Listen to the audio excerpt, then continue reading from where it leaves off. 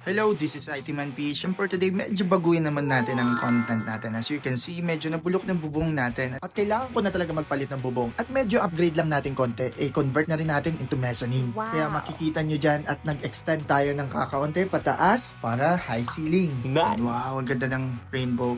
Maybe ganito, gusto ko rin kasi magkaroon talaga ng area sa taas na pwede kong pagtambayan pagkatapos maubos ng pera ko dito sa pagpapagawa na to.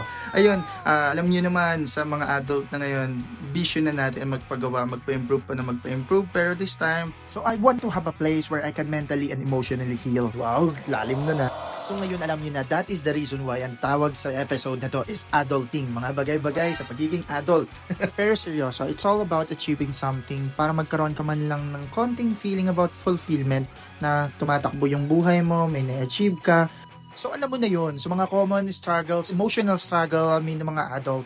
So yan, kung makikita mo, I'm very excited din na makapagtambay na dyan. Ewan ko kung ako lang to so kapag nasa taas ako or open area, like dito sa rooftop, sobrang dami ng ideas nagpo-flow sa mind ko, like sobrang inspired din yung utak ko. So the reason why I really like to have a rooftop din talaga. So that's it for today lang muna, and hopefully nagustuhan nyo ating maliit na content about adulting episode.